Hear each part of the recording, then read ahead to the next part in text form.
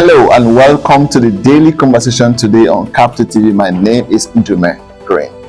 A few days ago, precisely on Wednesday, November the 5th, 2025, news broke of a collapsed HYPREP water project in Gwara community, a town in Kana local government area of Rivers State, Nigeria.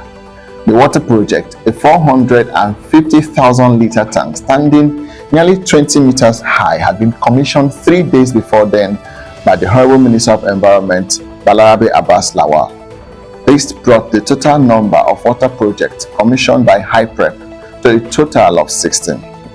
That's about 6,750,000 litres of water reticulated across 45 communities in Ogoniland. In this episode of the Daily Conversation on Capital TV, I will be dissecting the issues surrounding the HYPREP water project since the official launch of the UNEP report on Ogoni in 2016 by the Nigerian government. Don't go anywhere.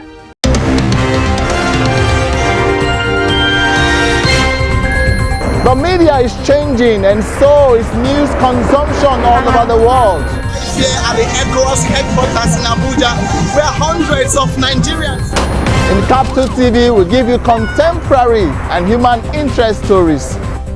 My name is Ndume Green, reporting for Capital TV. This is Capital TV.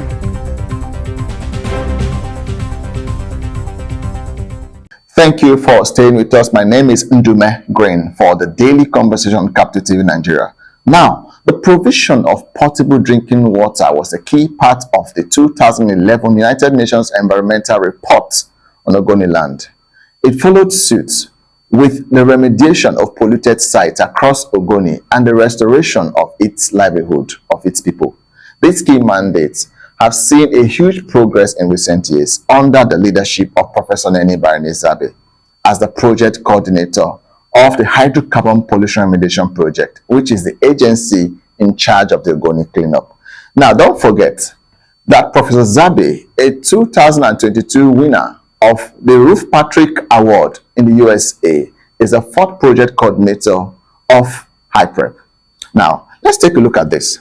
According to the 2011 UNEP report, at least 10 communities in Ogoniland were drinking water contaminated with high level of hydrocarbon before 2016.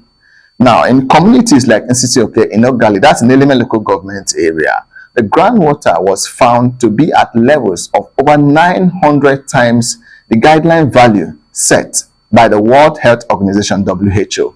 HYPREP was set up in 2016, like I said, and since then have provided treated potable drinking water across communities in the 4 local government areas in Ogoni. Not all towns have been covered though. Now, in the last 2 years, under Professor Zabbey, communities such as Bogo, Bunu, Wegwerebowe, Terabo, Bomu, Bani, and of course the ill-fated Gwara water project have been executed, providing a water solution to what was a very, very devastating situation for locals around those communities. I'm living at Alode Farm Road, so I come here every day to fetch. So the water is better, the pH is okay, and I think if we improve on the chlorine content and also improve on the distribution, so that I will not be coming over from Alode down here, we should have at least a good network. That would be better for us. Now, back to the issue of the collapsed Gwara water project, and where after the incident, HYPREP has also gone ahead to set up both an internal and external fact-finding committee to investigate the issue and get to its roots. I think it will be too premature to be speaking to punishment when we're talking of investigation. If we're already condemning a man, I don't see why we're investigating. We'll probably be shooting him before court. I think we should just be rest assured. Like we said, we're on top of our game. Whoever needs to be punished should be punished. Two, to tell you measures and steps we have taken for when this incident happened to this point, which includes the proactive measure or step taken by the project coordinator to quickly constitute a committee to immediately investigate this matter. Third is to sympathize with the Gwara community over this unfortunate incident, because just like it is the case, they may not have water for the period, but also to assure them that water, this damaged facility will be restored as quickly as possible, and then water will be restored.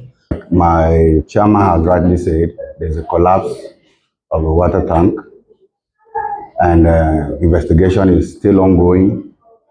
There are debris all over the place, but if you go there, you see that the foundations are still intact. So it's only when we carry out proper investigation, testing of materials and certification that we will know the real measure. For now, investigation is still ongoing.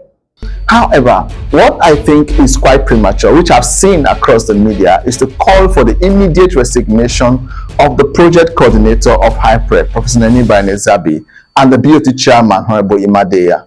Why HYPREP must take responsibility for what has transpired in Gwara? Because people have the right to talk. It is only right that we wait for the report of the committees established before we make our conclusion. However, HYPREP must also set up mechanisms, to look at, and of course, investigate other water projects across the Ogoni land and put a searchlight on its water contractors, because the financial budgets of these water projects are quite huge. Well, thank God no casualty was actually recorded in the Gwara incident. What if, recorded a casualty? Probably the story would have been different, but I think that we need to give them a chance to come up with this report, and that is what the public is interested in right now.